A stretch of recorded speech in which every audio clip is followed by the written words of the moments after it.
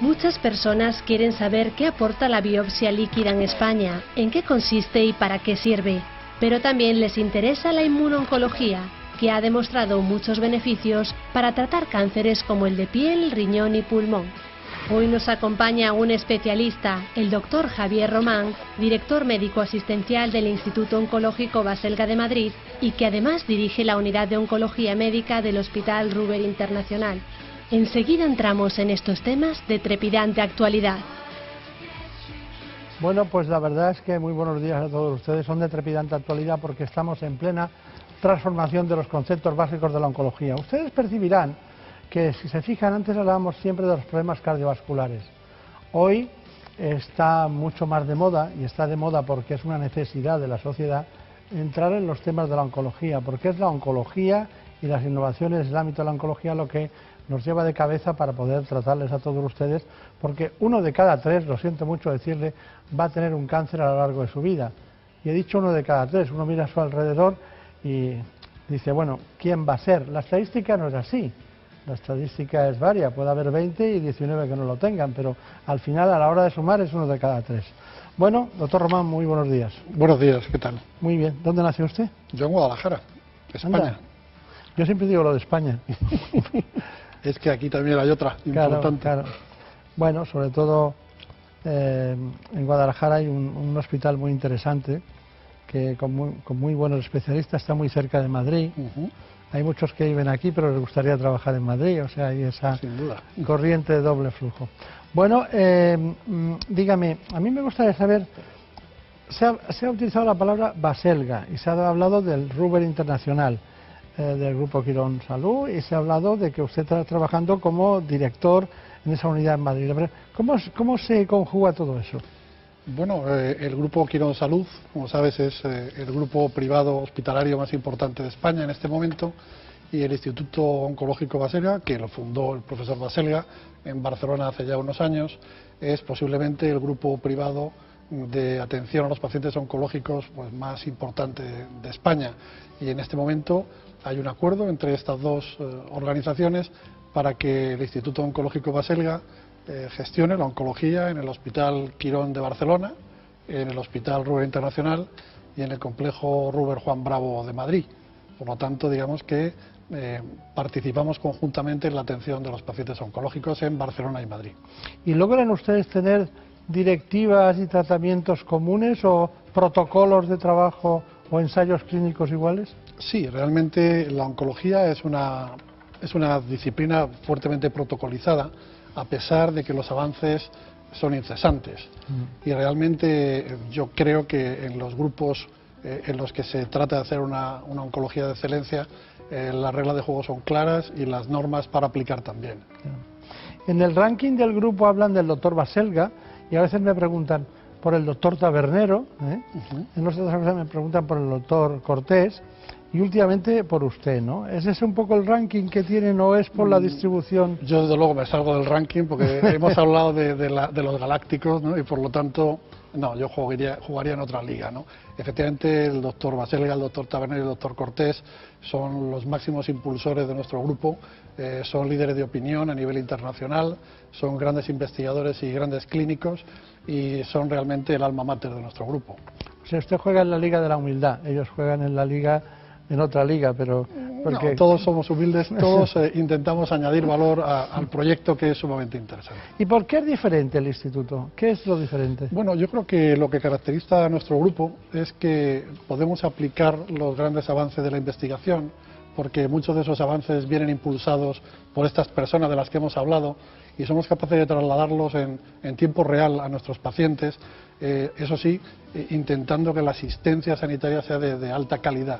En definitiva, nuestro centro son los pacientes porque, en definitiva, son los que finalmente debemos beneficiar con los grandes avances, pero sin perder en absoluto un criterio humanista a la hora de tratarles. Claro.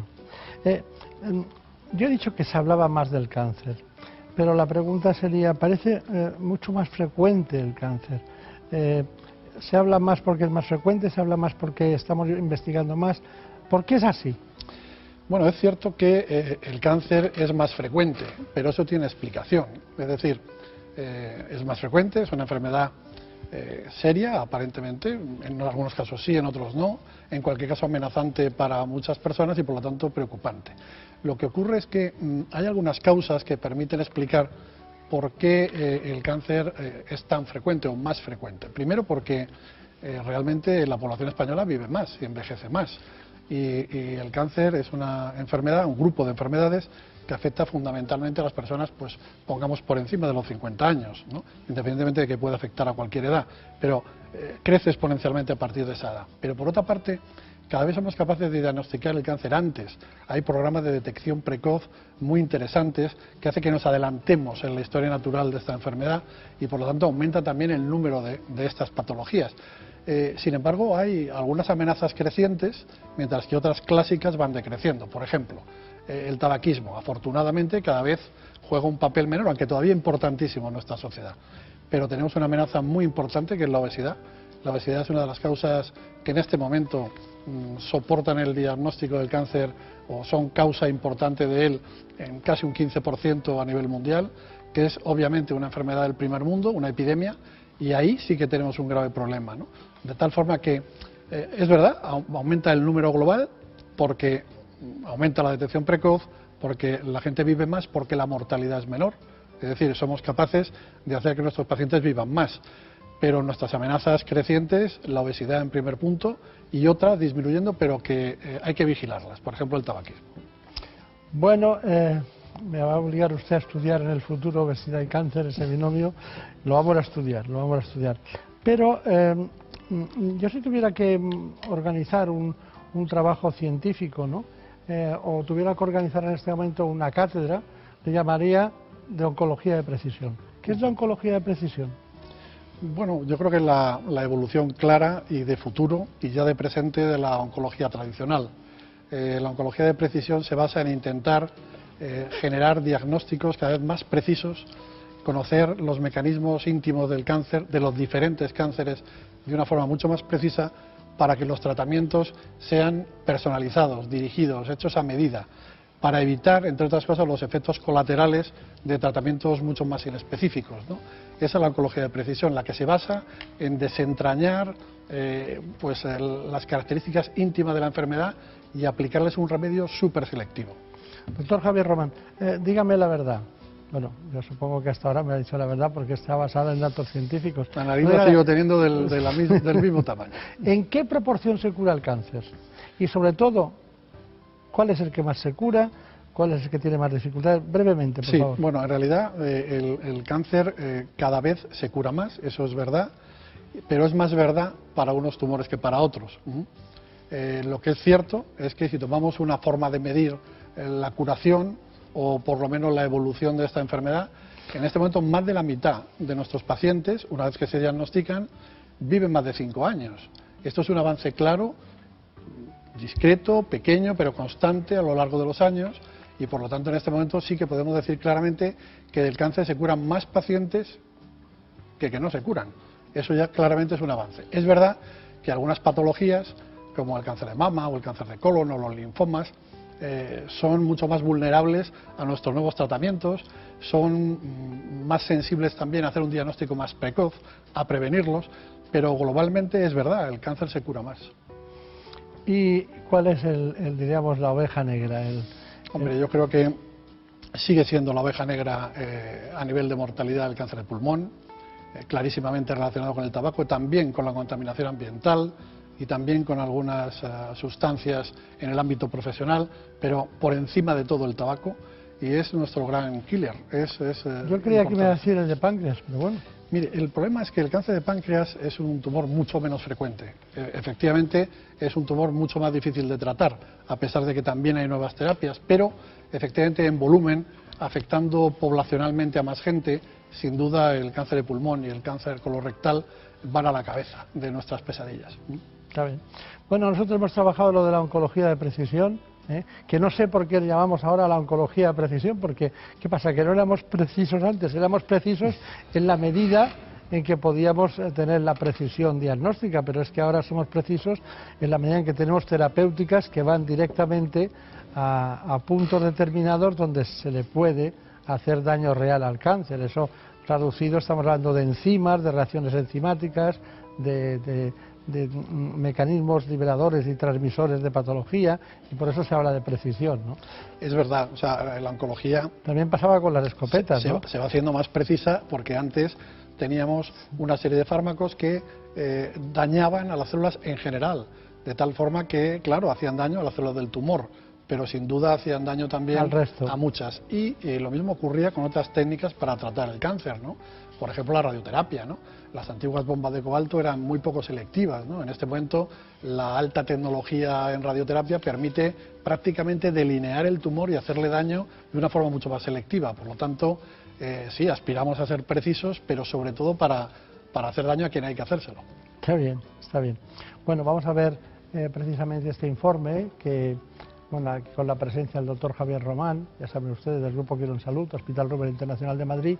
Estamos hablando de oncología, estamos hablando de un instituto que es multidisciplinar, el Instituto Baselga, que tiene varios asentamientos, pero uno de ellos ahora mismo es estudiar este proceso, la medicina de precisión.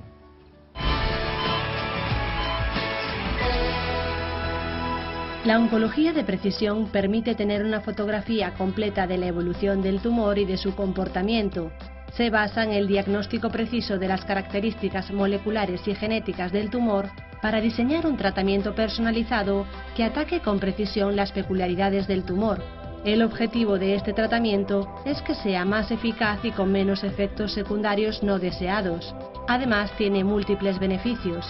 Ser más eficaces en términos de tasa de pacientes que se benefician, ser más económicos en tasas de pacientes que no se intoxican por el medicamento innecesariamente, y 3, ahorrar dinero en enfermos que no se van a beneficiar.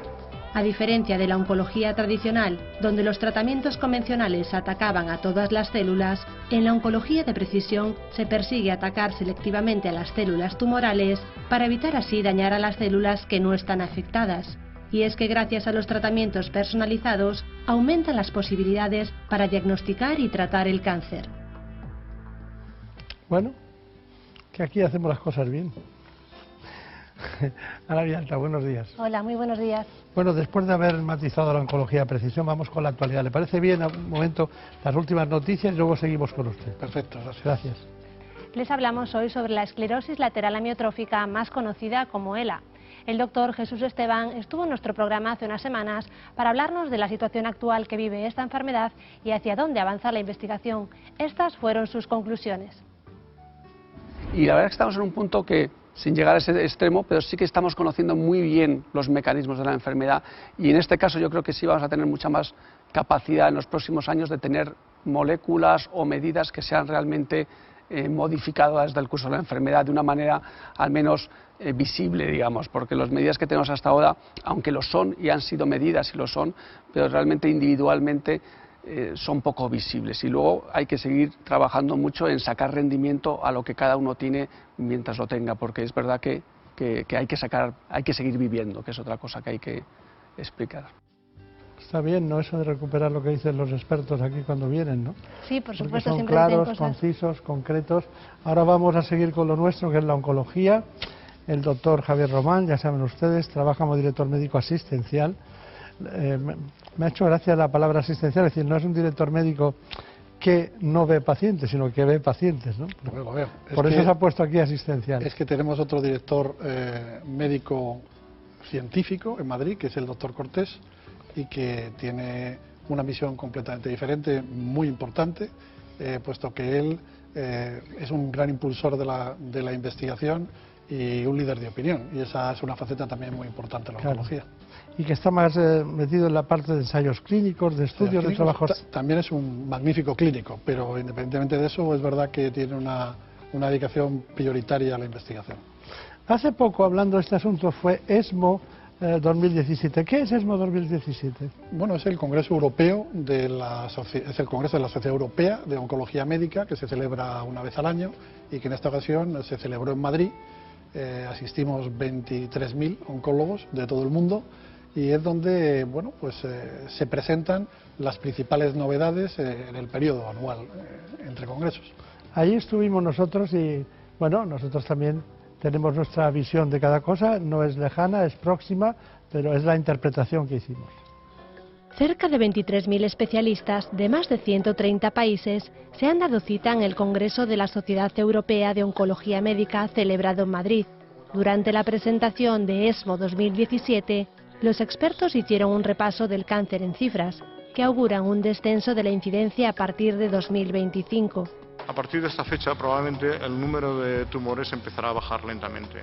En gran parte por las medidas de prevención y de screening, pero sobre todo también porque cada vez se van incorporando más a las políticas de salud y a los hábitos cotidianos las normas del decálogo de prevención del cáncer. Si tuviéramos en cuenta estas 10 normas del decálogo de prevención del cáncer, podríamos evitar el 40% de los tumores que tenemos hoy en día.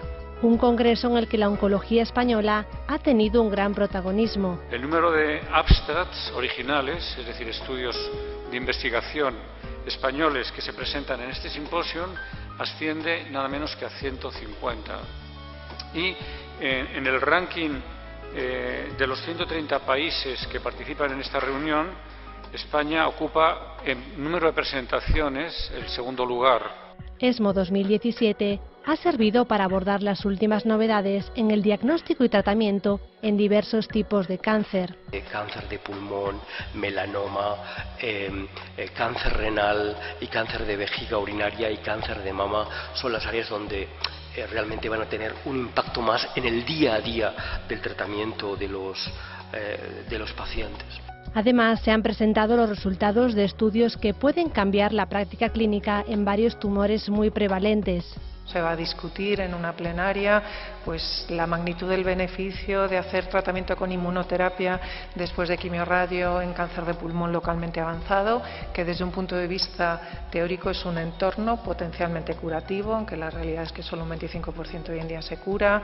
También se van a presentar resultados en un entorno potencialmente curativo en mama y en próstata, es decir, en tumores muy prevalentes, y también en otros menos prevalentes, pero con una supervivencia estimada a 5 años muy baja, como el melanoma, que también se han comentado. Avances en investigación que pueden mejorar los resultados de curación. Bueno, pues así fue, como usted perfectamente conoció a lo largo de esos días en los que estuvieron estudiando. Pero vamos al grano. Detección temprana del cáncer de recto y colon. ¿Qué decimos? Importantísima. Cualquier persona normal por encima de los 50 años tiene que empezar ya a hacer detección precoz. Se puede hacer de muchas formas. Básicamente la prueba reina es la colonoscopia, hay otras alternativas, pero yo lo que sugiero es que cualquier persona de 50 años para arriba, digamos que le comunique a su médico la necesidad, la conveniencia de que le ordene pruebas para la detección precoz y, por supuesto, por debajo de esa edad o por encima, cualquier persona que tenga un cambio en su hábito intestinal o tenga un sangrado rectal debe hacerlo, sin duda. Otro punto, detección precoz del cáncer de cuello uterino. ¿Qué hacemos? Bueno, el cáncer de cuello uterino, como sabes, es una enfermedad vírica, es una enfermedad de transmisión sexual y, por lo tanto, todas las mujeres, en cuanto empiezan a tener relaciones sexuales y, en cualquier caso, por encima de los 21 años, tienen que acudir a su ginecólogo. Él sabrá lo que tiene que hacer, pero fundamentalmente hay pruebas basadas en la detección del papilomavirus o pruebas de Papa Nicolau, pruebas que quieren ver si las células se han alterado por este virus, y esto ha de hacerse repetidamente. Por lo tanto, mi recomendación práctica sería cualquier mujer que tenga relaciones sexuales y en cualquier caso por detrás de los 21 años, tiene que acudir a su ginecólogo para hacer detección precoz del cáncer de cuello. Y aquí lo ligo a la prevención, no solo la detección precoz, debería haber una vacunación masiva de todas las niñas para evitar que determinados serotipos muy prevalentes de este virus puedan producir cáncer de cuello. Está bien. ¿Qué hacemos con ya mujeres más maduras, que el diagnóstico precoz del endometrio? Bueno, el carcinoma de endometrio efectivamente es una enfermedad que afecta sobre todo a mujeres a partir de los 50 años, ¿no? Por lo tanto, es ahí donde también los ginecólogos... Lo de maduras, no sé si me lo van a perdonar. Pero bueno, efectivamente, ha sido un error. Es un error porque eso de los 50 años ya no existe, ¿no? Ha sido un error. No hay mujeres maduras, hay mujeres toda la vida y luego al final un día pues dejan de estar. Pero... He querido contraponerlo a adolescentes, ¿no? Pero efectivamente no, llevas razón. Efectivamente también el ginecólogo tiene un papel muy importante para hacer esta detección precoz y sobre todo muy importante en familias afectadas por determinados síndromes, donde también, y como un elemento más del consejo genético, deben chequear su cáncer de endometrio potencial. ¿Qué me dice de la detección precoz del cáncer de pulmón? Bueno, el cáncer de pulmón durante mucho tiempo se habían hecho muchos trabajos, muchos estudios intentando saber si las personas de riesgo se podrían beneficiar de ser estudiadas preventivamente. Y hasta hace relativamente poco la respuesta era no, pero en este momento hay datos claros de que las personas de alto riesgo, mayores de 55 años, que hayan sido grandes fumadores o que tengan antecedentes de riesgo de tipo laboral o que hayan sido fumadores pasivos, deben de acudir a su médico para que haga un TAC de alta resolución periódico, y eso ha demostrado que salva vidas. Por lo tanto, es una estrategia que se debe de hacer. Bueno, la estrategia básica de un programa es, nosotros llamamos la escaleta, ¿no? Y hay cosas que no pueden faltar. Javier, ¿sabes? En la última reunión estuvimos trabajando sobre este asunto y dijimos, bueno, la inmunooncología, la inmunoterapia, nueva generación, está alterando el tratamiento en oncología. Tenemos este trabajo. A diferencia de los tratamientos tradicionales que acaban con células sanas y malignas sin distinción, la inmunooncología consigue que el propio sistema inmune del paciente, sus defensas, luchen contra las células tumorales, preservándolas sanas. Este tratamiento, que no es nuevo pero sí novedoso, se ha consolidado definitivamente para su aprobación para 3 tipos de cáncer: cáncer de pulmón, cáncer renal y melanoma. La inmunoterapia ha supuesto un cambio fundamental, tanto en el enfoque terapéutico como en el pronóstico de los pacientes con melanoma avanzado. En los últimos años ha cambiado de modo radical el modo de tratar a estos pacientes que hace años solo podían ser tratados con quimioterapia. La inmunoterapia y otras terapias dirigidas son ahora el tratamiento de elección en primera línea, y hay además segundas líneas y nuevos ensayos clínicos que hacen que el futuro sea muy prometedor. Para el cáncer de pulmón, que causa 25.000 muertes al año en España, y para el renal, con una incidencia de 4.500 fallecidos anuales, la aprobación de esta nueva terapia supone un salto cualitativo muy importante. La inmunoterapia, en concreto nivolumab, ha conseguido por primera vez demostrar un incremento de supervivencia en comparación con tratamientos estándar que utilizábamos anteriormente. La inmunoterapia en el tratamiento de cáncer de pulmón ha supuesto un aumento de la supervivencia de forma clara con respecto a las terapias convencionales. Ha supuesto aumento de supervivencia a 2 años de forma consolidada en las 2 histologías, tanto escamoso como no escamoso. La inclusión de este nuevo fármaco en el Sistema Nacional de Salud coloca a España a la cabeza de Europa en disponibilidad de terapias inmunológicas. El objetivo de esta nueva era en el tratamiento del cáncer es múltiple: disminuir las muertes, mejorar la supervivencia de los pacientes a largo plazo y mejorar su calidad de vida en todos los estadios de la enfermedad. Muy bien, es que me hace gracia porque a mí es el primero que me interesa lo que dice el reportaje. Me quedo siempre absorto con este asunto. Biopsia líquida. Claro, todo el mundo está cosa, me van a hacer una biopsia, piensa en cirugía, hay una resección, un trozo de tejido, biopsia líquida. Vamos a ver lo que pensamos nosotros de la biopsia líquida y luego lo comentamos. Es como un análisis de sangre más, pero la biopsia líquida se convierte en crucial para combatir los tumores cerebrales. Nos permite saber cómo está el tumor, si tenemos que tratarlo, con qué tenemos que tratarlo o si tenemos que parar un tratamiento. El diagnóstico de la prueba es rápido. En solo 24 o 48 horas el ADN de la sangre revela a los médicos la información que necesitan. Estudiar los ácidos nucleicos, fundamentalmente el DNA, y después están las células tumorales circulantes, que son las responsables de que aparezcan metástasis. Además, la biopsia líquida es mucho menos dañina para el paciente. El método es mínimamente invasivo, se puede repetir tantas cuantas veces se quiera. Con toda su lista de virtudes, no es una técnica que efectúan con demasiada frecuencia. Necesitamos dinero y buscamos vías de financiación por todos los sitios, ¿no? Porque entre sus principales objetivos están el de que esta biopsia líquida se realice también para diagnosticar tumores cerebrales aún no detectados y para tratar otro tipo de tumores. Biopsia líquida. Cuando yo lo leí digo, están equivocados.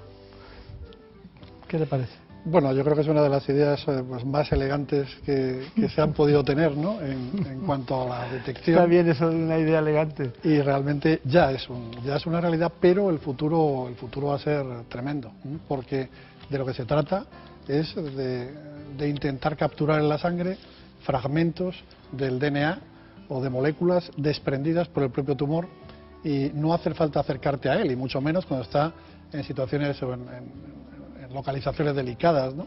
Y poder tener la misma información, incluso no solamente saber si el tumor está activo o no, sino qué mutaciones tiene, mutaciones que llamamos accionables, es decir, que podemos tratar de forma dirigida ese tumor en función de esas mutaciones, y todo eso simplemente extrayendo sangre al paciente. El desarrollo futuro está siendo impulsado por empresas muy importantes de biotecnología, donde se están metiendo muchísimos recursos, no solamente económicos, sino también intelectuales.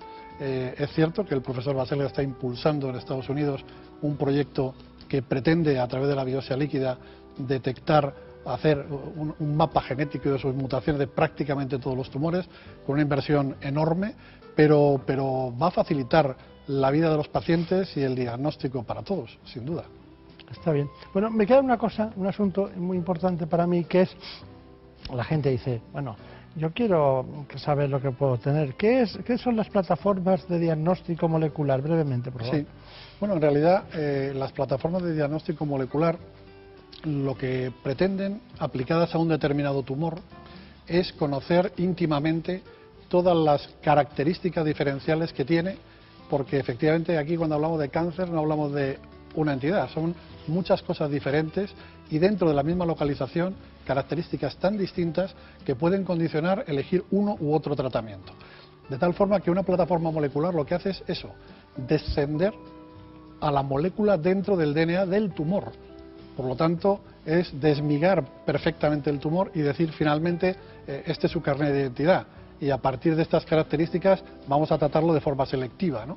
Esas son las plataformas moleculares que también, gracias al desarrollo de la biotecnología y a la unión de investigadores básicos, informáticos, ingenieros, matemáticos, por supuesto oncólogos que luego trasladan eso a la práctica, está teniendo un desarrollo tremendo y está cambiando la práctica de la oncología, sin duda.